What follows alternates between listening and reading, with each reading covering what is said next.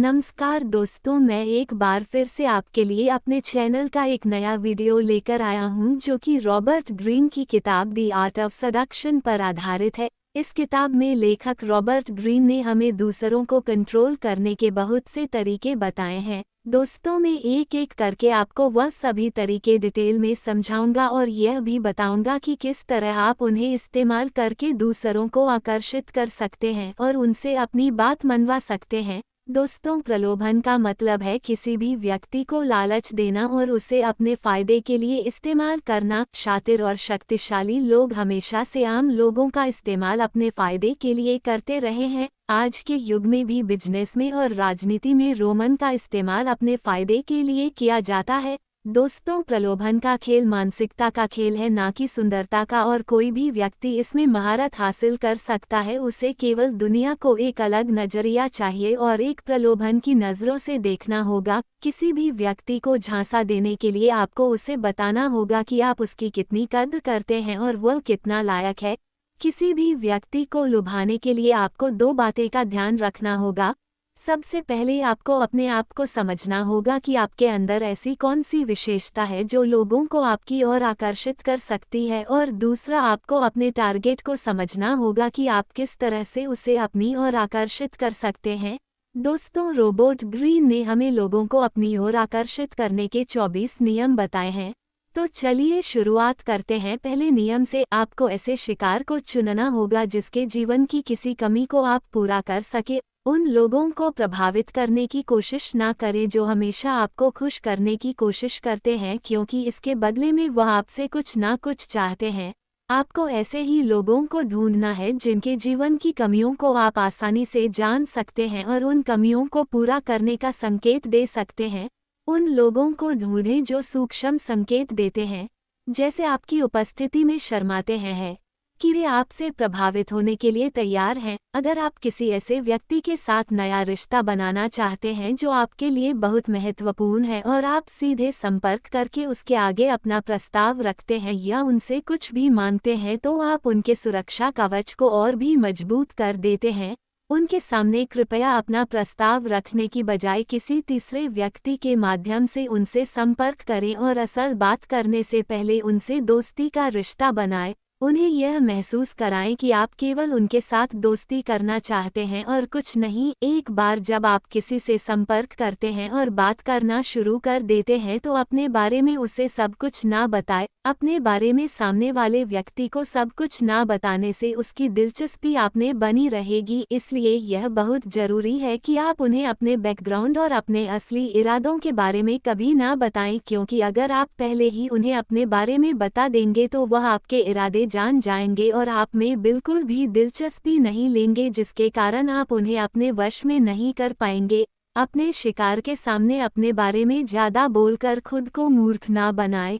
लेकिन जब आप किसी को जीतने की कोशिश कर रहे हों तो आपको ज़्यादा विनम्र भी नहीं होना चाहिए, क्योंकि विनम्रता से वह आपसे प्रभावित नहीं होंगे। अगर आप अपने शिकार को प्रभावित करना चाहते हैं तो आपको अपनी उपलब्धियों के बारे में उन्हें बताना होगा। अपने सबसे महत्वपूर्ण रिश्ता और सफलताओं के बारे में दूसरों को जरूर बताएं। ऐसा करने से सामने वाले को आपकी सामाजिक स्थिति और आपकी वैल्यू का पता चलेगा और वह आपसे दोस्ती करने के महत्व को समझेगा। कई बार तो लोग खुद आपसे दोस्ती करने की पहल करेंगे।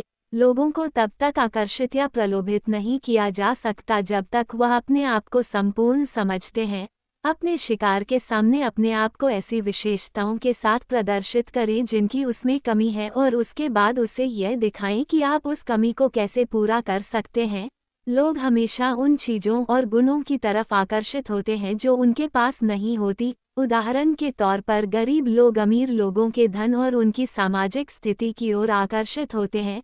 इसलिए आपको अपने शिकार को यह दिखाना होगा कि आपके पास ऐसा क्या है जो उनके पास नहीं है और आप उस कमी को कैसे पूरा कर सकते हैं। जिन लोगों को प्रभावित करने की कोशिश कर रहे हैं, अगर आप उनके साथ बहुत सीधे तरीके से पेश आते हैं तो वह आपसे डर सकते हैं और आपके खिलाफ बदल भी सकते हैं। आपको अपने शिकार को सूक्ष्म रूप से संकेत देने होंगे, बिना अपने असली इरादे बताएं, जिससे उन्हें लगे कि वह खुद आपसे संपर्क करने की पहल कर रहे हैं। मनुष्यों की प्रकृति ऐसी होती है कि जो चीज़ उन्हें आसानी से मिल जाती है वो उसका मूल्य नहीं समझते और केवल उसी चीज़ की कीमत समझते हैं जिसे पाने के लिए उन्हें मेहनत करनी पड़ती है। इसलिए आपको लोगों से सीधे बात करने की बजाय उन्हें पहल करने का मौका देना होगा। यदि आप लोगों के मन को बदलने की कोशिश कर रहे हैं तो पहले उनके नियमों के अनुसार खेलते रहें। दर्पण बनकर शुरू करो और वे आपके लिए खुलेंगे। किसी भी व्यक्ति की मानसिकता को बदलने के लिए आपको पहले उसके जीवन के नियमों और उसूलों के बारे में जानना होगा। आप शुरू में ही अपने नियम दूसरों पर नहीं छोड़ सकते। किसी भी व्यक्ति को प्रभावित करने के लिए पहले आपको उसके नियमों का पालन करना होगा, उसके बाद ही आप उनकी मानसिकता और विचारों को बदल पाएंगे। अपने शिकार की कमजोरी को ढूंढें और उससे खेलने की कोशिश करें। उसके आदर्श का पता लगाएं जहां वह पहुंचना चाहता है और उसे संकेत दें कि आप उसे उसके आदर्श तक लेकर जा सकते हैं। कहने का मतलब यह है दोस्त कि हर व्यक्ति अपने जीवन में कुछ बड़ा करना चाहता है या पाना चाहता है। आपका काम यह पता लगाना है कि जिसे आप प्रभावित करने की कोशिश कर रहे हैं वह क्या पाना चाहता है। उसके बाद आपको उन्हें रास्ता दिखाना होगा कि आप उन्हें वहां तक कैसे पहुंचा सकते हैं। जब लोगों को यह पता चल जाता है कि वह आपसे क्या उम्मीद कर सकते हैं तब आपका नियंत्रण उन पर से टूट जाता है। आपका काम है उन्हें समय समय पर सरप्राइज देकर उनकी रुचि अपने आप में बनाए रखना। अपने शिकार से ज़्यादा खुलने मिलने पर वह आपके बारे में जानकारी हासिल कर सकता है और आपके इरादों को भी जान सकता है। अगर वह आपकी मानसिकता को समझ गए तो आपका उन पर कोई नियंत्रण नहीं रह जाएगा। इसलिए अपने शिकार को कभी यह ना बताएं कि वह आपसे ज़्यादा क्या उम्मीद कर सकते हैं। उसके सामने अपने आप को एक रहस्य की तरह बनाकर रखें जिसे वह पूरी तरह कभी ना जान पाए। ऐसा करने से उसकी दिलचस्पी आप में बनी रहेगी। यदि आप एक प्रस्तुति दे रहे हैं, उदाहरण के लिए, दर्शकों को अपनी तरफ से बताएं कि वे क्या सुनना चाहते हैं। इसे सुखद बनाने के द्वारा अपने तर्क को समझें। आपको यह पता लगाना है कि लोग किस तरह की बात करना पसंद करते हैं और किन बातों में दिलचस्पी लेते हैं।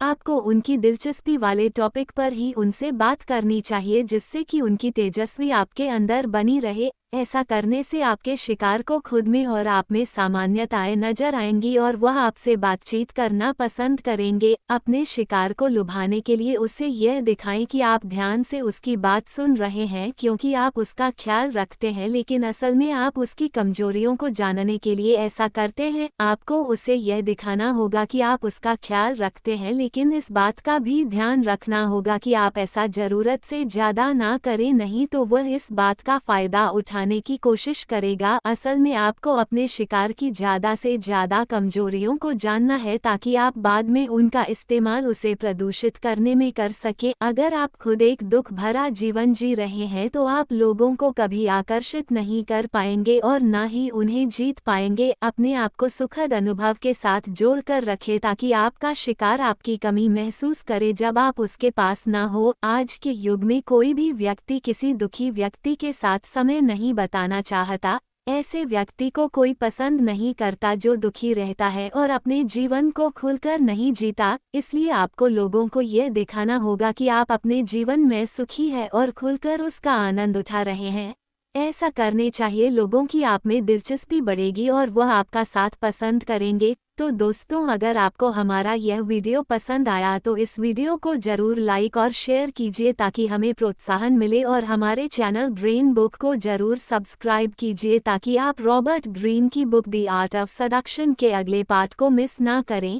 तो मिलते हैं अगले वीडियो में। आपका समय शुभ हो। तो दोस्तों, हमें पूरी उम्मीद है कि रॉबर्ट ग्रीन की book the art of seduction book का पहला पार्ट आपको बहुत पसंद आया होगा, और अगर आपने उस पहले पार्ट को नहीं देखा तो आप डिस्क्रिप्शन में दिए हुए लिंक पर जाकर उसे देख सकते हैं।